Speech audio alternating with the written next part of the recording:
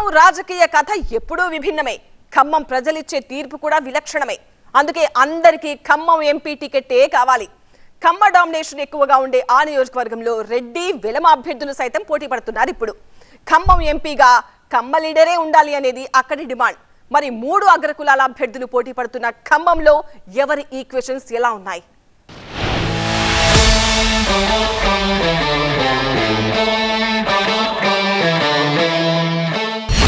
Local non local ఎవరైనా పర్వాలా, కమ్మ non కమ్మ ఎవరైతే ఏంటి, డోంట్ కేర్.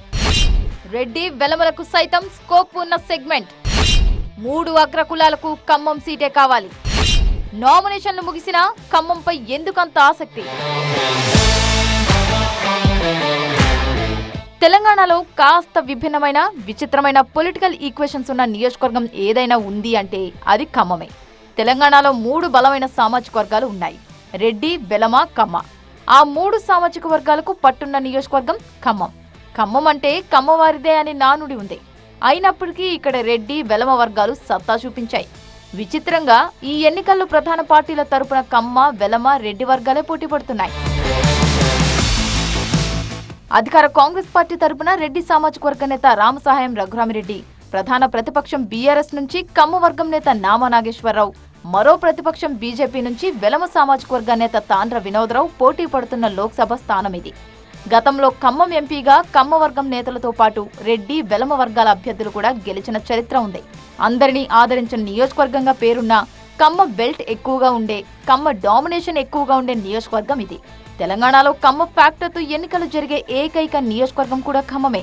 ఖమ్మం ఎంపీగా కమ్మ ఉండాలనే డిమాండ్ ఎప్పటి నుంచో ఉన్నదే. కొన్ని దశాబ్దాలుగా కమ్మ సామాజిక వర్గం వ్యక్తే ఖమ్మం ఎంపీగా ఉంటూ వస్తున్నారు. అది నాన్ లోకల్ అయినా సరే కమ్మ అయితే చాలు. అలాగని ప్రతిసారి కమ్మవారిని గెలిపిస్తారని కాదు, నాన్ కమ్మ లీడర్లను గెలిపించిన చరిత్ర కూడా ఉంది. అందుకే నామినేషన్ ముందు వరకు ఖమ్మం ఎంపీ టికెట్ కోసం భారీ పోటీ ఉండింది. మంత్రులు వారి బంధుగణానికి టికెట్ ఇప్పించుకునేందుకు గట్టిగానే ప్రయత్నించారు. డిప్యూటీ సీఎం భట్టి విక్రమార్క ఆయన సతీమణి నందిని కోసం అధిష్టానం దగ్గరికి వెళ్లొచ్చారు. అటు మంత్రి తుమ్మల నాగేశ్వరరావు కూడా ఆయన కుమారుడు యుగంధర్ కు ఎంపీ టికెట్ ఇప్పించడం కోసం బాగా పట్టుబట్టారు. ఇక మంత్రి పొంగులేటి శ్రీనివాసరెడ్డి ఆయన సోదరుడు ప్రసాద్ రెడ్డి కోసం పెద్ద ప్రయత్నాలు చేశారు. నిజానికి పీసీసీ దగ్గర గాని అధిష్టానం దగ్గర గాని పొంగులేటి హవానే ఎక్కువగా నడిచిందని కూడా చెబుతారు.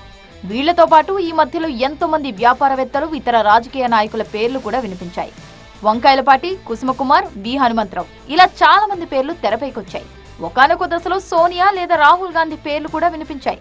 గాంధీ కుటుంబం నుంచి ఒకరు ఖమ్మం ఎంపీగా పోటీ చేయాలని పీసీసీ కూడా తీర్మానం చేసి పంపింది. నామినేషన్ కు ఒక్కరోజు ముందు ప్రియాంక గాంధీ పేరు తెరపైకొచ్చింది. కానీ అనూహ్యంగా రఘురామిరెడ్డి పేరు ఖరారు చేశారు.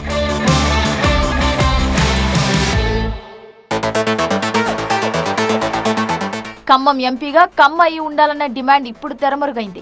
ఒకప్పుడు కమ్మ నేతలపై మాట్లాడిన రేణుకా చౌదరి కూడా ఇప్పుడు భిన్నంగా మాట్లాడుతున్నారు.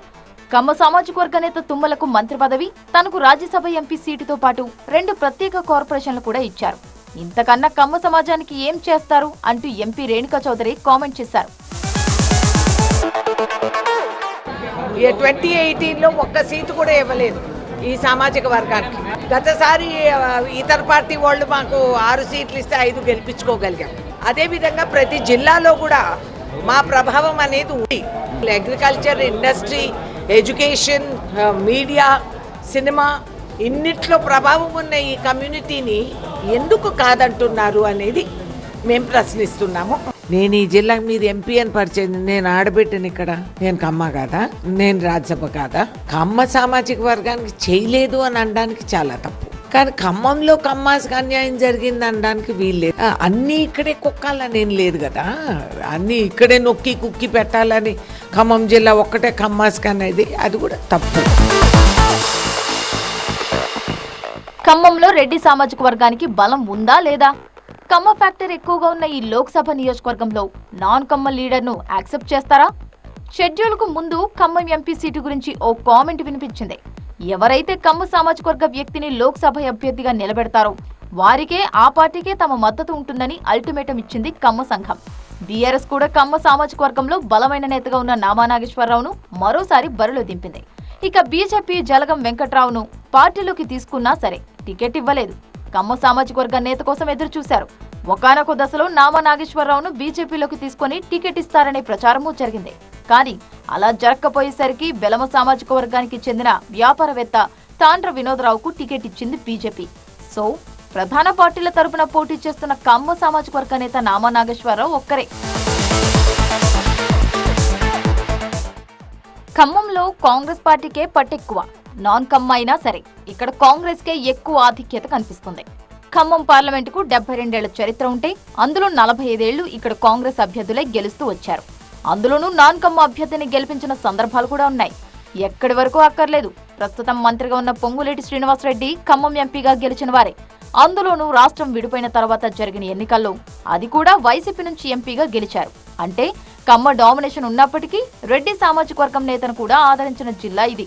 ఇక నాన్ లోకల్స్ గెలిచిన చరిత్ర కూడా ఉంది. ఖమ్మం లోక్సభ ఏర్పడినప్పటి నుంచి ఇప్పటి వరకు 5గురు స్థానికేతరులు ఖమ్మం బరిలో నిలిచి గెలిచారు.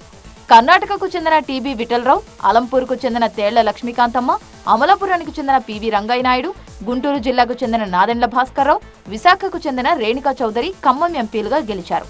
ఎలాగూ నాన్ లోకల్స్ గెలిచిన చరిత్ర ఉంది కాబట్టి ఇక్కడ నుంచి మండవ వెంకటేశ్వరరావును పోటీకి దింపుదామనుకుంది కాంగ్రెస్. ఖమ్మం టికెట్ కోసం భట్టి, తుమ్మల, పొంగులేటి మధ్య తీవ్ర పోటీ వచ్చిన నేపథ్యంలో వీళ్ళెవరికీ కాకుండా మండవకు టికెట్ ఇద్దామనుకున్నారు. అందుకే ఆ మధ్య మండవ పేరు బలంగా వినిపించింది. కాంగ్రెస్ పార్టీకి కంచుకోటైన ఖమ్మంలో ఒకప్పుడు వామపక్షాలదే హవా. అందుకే వామపక్షాల అగ్రనాయకులైన నారాయణ, తమ్మినేని వీరభద్రం కూడా ఖమ్మం ఎంపీ టికెట్ కోసం పోటీ పడ్డారు. ఖమ్మం లేదా వరంగల్ స్థానాన్ని సిపిఐకి ఇవ్వాలని కాంగ్రెస్ హైకమాండ్ ను గట్టిగా పట్టుబట్టింది ఆ పార్టీ. ఇక సిపిఎం కూడా Khammam MP seat ఆశించింది.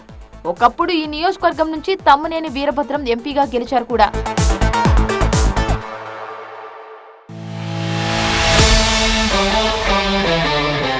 ఖమ్మ అభ్యర్థికే Congress party ticket ఇవ్వాలని డిమాండ్లు వినిపించిన కాంగ్రెస్ మాత్రం రెడ్డి సామాజిక వర్గానికి చెందిన రఘురామరెడ్డికే టికెట్ ఇచ్చింది. ఈయన బ్యాక్గ్రౌండ్ కూడా చాలా పెద్దదే. రామసహాయం సురేందర్ రెడ్డి కుమారుడే రఘురామరెడ్డి. ఆర్ఎస్ అని పిలిచే రామసహాయం సురేందర్ రెడ్డి కాంగ్రెస్ పార్టీలో చాలా సీనియర్ నేత. రఘురామరెడ్డికి 2 కుమారులు. ఒకరిని హీరో వెంకటేష్ కుమార్తె ఆశ్రితకు ఇచ్చి పెళ్లి చేశారు. మరో కుమారుడికి పొంగులేటి శ్రీనివాసరెడ్డి కుమార్తెకు ఇచ్చి పెళ్లి చేశారు. నిజానికి మొన్నటి అసెంబ్లీ ఎన్నికల్లోనే పాలేరు నుంచి రఘురామరెడ్డిని పోటీకి దింపాలని ప్రయత్నించారు. కానీ లోక్సభ ఎన్నికల్లో అది సాధ్యపడింది. నేను ఖమ్మానికి కొత్తవాడిని గాను. ఊసుమంచి మండలం చేగమ్మన్ ఒక ఊరికి చెందినవాడిని. అక్కడ మా ఇల్లు స్కూల్కి ఇచ్చేసాము. భూములన్నీ ప్రభుత్వానికి ఇచ్చేసాము. వాడికి కేంద్ర హెల్త్ సెంటర్ కొరకి 400 గజాలు ఇచ్చాము. ఖమ్మంలో ఇల్లు ఇప్పటికీ ఉన్నది మాకు, నెహ్రూ నగర్లో. నాకు ఒక చిన్న ఫ్లాట్ కూడా ఉంది అక్కడ. అయితే ఖమ్మానికి నేను బయటోడిని గాను. అలాగే మరిపట్ల మొత్తం భూములన్నీ పోలీస్ స్టేషన్కి, ఆర్టీసీ బస్ స్టాండ్కి, ప్రైమరీ హెల్త్ సెంటర్కి, ఎంఆర్ఓ ఆఫీస్, ఎండి ఆఫీస్ అన్నిటికీ దానం చేశాము. నాకు 63 ఏండ్లు. ఇప్పుడు 2 పిల్లలకు పెండ్లి అయిపోయింది. నాకు పనులు ఏం లేవు. నేను వ్యాపారస్తుని గాను. మొత్తం ఖమ్మానికి అంకితం చేస్తాను. ఒక అవకాశం ఇవ్వండి, అంతే అడుగుతున్నాను. ఒక్క అవకాశం ఇవ్వండి. మాటలు కాదు, చేతలా చేసి చూపిస్తాను.